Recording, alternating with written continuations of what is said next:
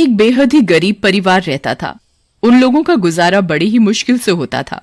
उनके परिवार में एक बूढ़ी माँ, उसका बड़ा बेटा मोहन, उसकी पत्नी माया और उनकी छोटी बेटी जिसका नाम अलका था। अलका शादी के लायक हो चुकी थी। मोहन और माया के एक बेटा था जिसका नाम भोलू था। वे सभी लोग आपस में बड़े ही प्यार से रहते थे। चाहे कितनी भी परेशानी आ जाए, सब लोग मिलकर उसका सामना करते थे। मोहन ने किसी कारणवश साहूकार से कर्जा ले रखा था, जिसकी उसे बेहद चिंता सताती रहती थी कि वो कर्जा चुकेगा कैसे। एक दिन की बात है, घर में सभी लोग खाना खा रहे थे। तभी साहूकार के कुछ आदमी उनके घर आते हैं और मोहन से कहते हैं, मोहन, अगर तुमने कर्जा नहीं दिया तो हम तुम्हारा घर ले लेंगे, इसलिए जल्दी से जल्दी तुम्हें कर्जा देना पड़ेगा। मैं जल्दी ही कर्जा देने की कोशिश करूंगा। कोशिश नहीं, जल्दी ही देना पड़ेगा। ठीक है। और ये कहकर साहूकार के आदमी चले जाते हैं। मोहन की माँ मोहन से कहती है, मोहन बेटा, तू इतनी जल्दी साहूकार का कर्जा कैसे देगा? माँ, तुम चिंता मत करो, मैं और मेहनत करूंगा और ज्यादा पैसा कमाऊंगा और साहूकार का कर्जा भी जल्दी चुका दूंगा। तभी मोहन की पत्नी माया भी कहती है, माँ तुम चिंता मत करो, हम सब है ना कोई रास्ता जरूर निकालेंगे। पर मोहन, और तुम अकेले सब कैसे करोगे? अलका की शादी भी करनी है, भोलू की पढ़ाई और ऊपर से मेरी दवाई गोली का खर्चा। अरे माँ, तू चिंता क्यों करती है? मैं हूँ ना, सब ठीक कर दूंगा। तभी अलका माँ से कहती है, माँ तुम मेरी शादी की चिंता मत करो, मुझे अभी शादी नहीं करनी। मैं तो अपनी बहना की शादी ऐसे करूंगा कि सब देखते रह जाएंगे। अपने भाई की बात सुनकर अलका रोने लगती है और वहाँ से चली जाती है। और शाम को अलका का ससुर लाला राम आता है और वो मोहन और उसकी पत्नी माया और उसकी माँ से कहता है, देखिए समधन जी, हम अपने बेटे की शादी अगले हफ्ते ही करना चाहते हैं, क्योंकि फिर हमारा बेटा वापस मुंबई नौकरी के लिए चला जाएगा। इसलिए हम चाहते हैं कि अगले हफ्ते ही अलका और हमारे बेटे रजत की शादी हो जाए। लेकिन समधी जी, ये सब हम इतनी जल्दी कैसे करेंगे? पर आपने तो कहा था कि शादी 6 महीने बाद करेंगे, फिर एकदम इतनी जल्दी कैसे? हम इतनी जल्दी शादी का इंतजाम कैसे करेंगे? आप हमारी परेशानी समझने की कोशिश कीजिए। अगर तुम अपनी बहन की शादी अगले हफ्ते करना चाहते हो तो बताओ, नहीं तो फिर तुम अपनी बहन की शादी कहीं और करना। हमें माफ करो। ठीक है, मैं शादी की तैयारी करता हूँ। तभी अलका का ससुर कहता है, हाँ, एक बात और, शादी में हमें मोटरसाइकिल चाहिए और 50,000 रुपए नकद। देखिए लाला जी, आप हमारी परेशानी समझने की कोशिश कीजिए। हमारी हालत तो पहले से ही खराब है, हम ये सब कहाँ से देंगे? वो मुझे नहीं पता, ये तुम्हारा काम है। अगर तुम शादी में ये सब देने को तैयार हो तो बताओ, वरना मेरे बेटे के लिए रिश्तों की कमी नहीं है। और तुम अपनी बहन के लिए कोई और लड़का देखो जी। आप ऐसा मत बोलिए, मेरी बहन मर जाएगी। देखो मोहन बेटा, मुझे जो कहना था मैंने कह दिया, बाकी तुम्हारी मर्जी। ठीक है, मैं कहीं से इंतजाम करता हूँ, आप शादी की तैयारी करो। ये कहकर लाला राम वहाँ से चला जाता है। तभी माया अपने कमरे से अपने गहने लेकर आती है और मोहन से कहती है, ये मेरे गहने किस दिन काम आएंगे?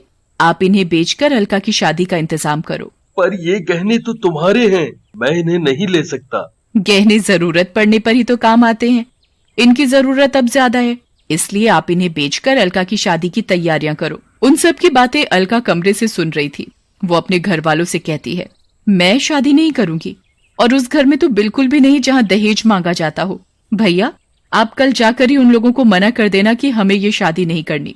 तभी माँ भी मोहन से कहती है, हाँ मोहन बेटा, मैं अपनी बेटी की शादी ऐसे लालची लोगों के घर में बिल्कुल भी नहीं करूंगी, मना कर देना उन लोगों को। तभी भोलू रोता हुआ आता है और वो अपनी माँ माया से कहता है, माँ, माँ मुझे बहुत जोरों से भूख लगी है, माँ खाना दो ना। मेरे राजा बेटा को भूख लगी है, माँ अभी मेरे राजा बेटा को खाना खिलाएगी। फिर माया भोलू को और घर के सभी लोगों को खाना देती है। खाना खाकर सब लोग सो जाते हैं, लेकिन अलका को नींद नहीं आती। वो सोचती रहती है, मेरे भाई के ऊपर पहले ही इतनी जिम्मेदारी है, ऊपर से ये और मेरी शादी की परेशानी। मैं अपने भाई और अपने घर वालों को परेशान नहीं कर सकती। फिर अलका रात को घर से चुपचाप निकल जाती है और वो एक नदी में जाकर कूद जाती है और उसकी मौत हो जाती है। फिर वो एक चुड़ैल बन जाती है।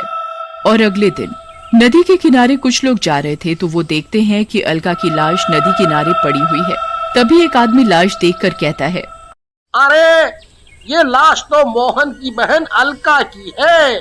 हाँ यार, ये तो मोहन की बहन अलका है। चलो लाश को लेकर मोहन के पास ले चलते हैं। और वो सब आदमी अलका की लाश लेकर उसके घर चले जाते हैं और उसके घर पहुंचकर वो अलका की लाश उसके परिवार वालों को दे देते हैं। और फिर अलका की लाश देखकर मोहन और उसकी माँ कहते हैं, हाय रे मेरी बेटी, ये तुझे क्या हुआ?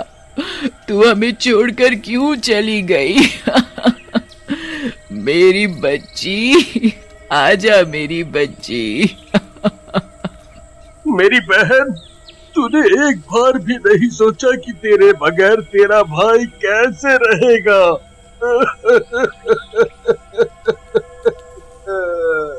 मोहन और माँ का रो रो कर बुरा हाल था। माँ अलका की मौत का सदमा बर्दाश्त नहीं कर पाई और फिर उनकी भी मौत हो जाती है। मोहन अपनी माँ और बहन की लाश को देखकर फूट फूट कर बहुत रोता है। माँ, अब तुम भी मुझे छोड़कर चली गई, हमारा क्या होगा तुम्हारे बिना? अलका अपने परिवार वालों के पास खड़ी उनकी बातें सुन रही होती है और वो कहती है, मैं उन लोगों का जीना हराम कर दूंगी जिसकी वजह से उसकी माँ की मौत हो गई और मैंने अपनी जान दे दी। मोहन अपनी माँ और बहन का अंतिम संस्कार करके अपने घर लौट आता है। उधर चुड़ैल शमशान घाट में अपनी माँ की राख के पास बैठी हुई रो रही होती है। रात भी काफी हो चुकी थी और फिर वो अपने लाला राम के घर आती है। उसका ससुर गहरी नींद में सोया हुआ था तो वो उसको जोर से काट लेती है। तभी ससुर की नींद खुल जाती है और वो चिल्लाता है, बचाओ बचाओ। वो देखता है कि उसके सामने चुड़ैल खड़ी है। लाला राम कहता है, तू कौन है और क्या चाहती है? इतनी जल्दी भूल गया कि मैं कौन हूँ? याद कर। तभी चुड़ैल अलका के रूप में आती है और उसे सब बताती है कि उसकी माँ और उसकी मौत का जिम्मेदार तू है। मुझे छोड़ दो, मैंने तुम्हें नहीं मारा, तुम तो खुद ही मरी हो। पर मेरी मौत की वजह तो तू ही है। ये सुन लाला राम भागने लगता है और वो भागते भागते शमशान घाट में पहुंच जाता है तो उसे वहां बैठा एक तांत्रिक मिलता है। वो उस तांत्रिक से कहता है, बाबा बाबा मुझे बचा लो, मुझे चुड़ैल मार डालेगी बाबा। क्या हुआ? कौन चुड़ैल? ये तो तूने बहुत ही गलत किया। तेरे इस लालच की वजह से 2 लोगों की जान चली गई। तभी चुड़ैल भी वहां आ जाती है और लाला राम का गला दबाकर मारने लगती है। तभी तांत्रिक चुड़ैल से कहता है, ओ चुड़ैल, छोड़ दे इसे। ए तांत्रिक, इसे छोड़ दे, ये मेरा शिकार है, मैं इसे मार डालूंगी और इसे मार कर ही दम लूंगी। मैं तुझे ऐसा नहीं करने दूंगा, ये गलत है। उन लोगों को सजा देने वाला भगवान है। ये कहकर फिर तांत्रिक चुड़ैल को अपनी बोतल में कैद कर लेता है और वो लाला राम से कहता है, अब तू घर जा, चुड़ैल तेरा कुछ भी नहीं बिगाड़ पाएगी। लाला राम अपने घर चला जाता है। फिर तांत्रिक भी अपनी कुटिया में जाकर साधना में लग जाता है। तांत्रिक अपनी साधना में लगा हुआ होता है, तभी अचानक एक बिल्ली न जाने कहां से आकर वो बोतल गिरा देती है और चुड़ैल आजाद हो जाती है और वो सीधा लाला राम के घर जाती है और लाला राम से कहती है, ओए लाला राम, उठ, तू इतनी जल्दी चैन की नींद नहीं सो सकता। लाला राम चुड़ैल की आवाज सुनकर उठ जाता है और चुड़ैल के आगे गिड़गिड़ाने लगता है और कहता है, मुझे छोड़ दे, मुझे छोड़ दे, मुझे माफ कर दे, मुझसे गलती हो गई बेटा, मुझसे गलती हो गई। तुझसे तो गलती हो गई, पर मेरी माँ का क्या दोष था जो तेरी वजह से इस दुनिया से चली गई? माफ कर दे बेटा, मुझे मुझे छोड़ दे बेटा, बेटा मुझे छोड़ दे, मुझे छोड़ दे। तभी चुड़ैल लाला राम का गला दबाने लगती है तो तांत्रिक आ जाता है और वो चुड़ैल से कहता है, छोड़ दे चुड़ैल, इसकी सजा इसे भगवान देगा। फिर इसकी वजह से मेरी और मेरी माँ की जान क्यों गई? ये हमारा हत्यारा है। मैं अपना बदला लिए बगैर नहीं जाऊंगी। जब तक कि मेरा बदला पूरा नहीं होता, मेरा बदला इसे मार कर ही पूरा होगा, तभी मेरी आत्मा को शांति मिलेगी। फिर चुड़ैल लाला राम को उठाकर फेंक देती है। लाला राम का सर फट जाता है, उसके सिर से बहुत खून बहने लगता है और वो जोर जोर से रोने लगता है और तांत्रिक से कहता है, मुझे बचा लो, मुझे बचा लो इस चुड़ैल से, मैं मरना नहीं चाहता। और फिर तांत्रिक अपनी मंत्र शक्ति से चुड़ैल को कैद करने की कोशिश करता है, पर चुड़ैल इतनी शक्तिशाली थी कि तांत्रिक चुड़ैल की शक्ति के आगे कमजोर पड़ गया। तभी चुड़ैल तांत्रिक से कहती है, ए तांत्रिक, मेरी तुझसे कोई दुश्मनी नहीं है, तू मेरे रास्ते से हट जा, नहीं तो तू बेमौत मारा जाएगा। तभी चुड़ैल लाला राम के गले में अपने नाखून डालकर उसे मार देती है और जोर जोर से रोने लगती है और कहती है, अब जाकर मुझे शांति मिली, अब जाकर मुझे शांति मिली। तांत्रिक चुड़ैल से कहता है, अब तो तुम्हारा बदला पूरा हो गया। चुड़ैल कहती है, हाँ, अब जाकर मेरा बदला पूरा हुआ। फिर चुड़ैल वहाँ से गायब हो जाती है।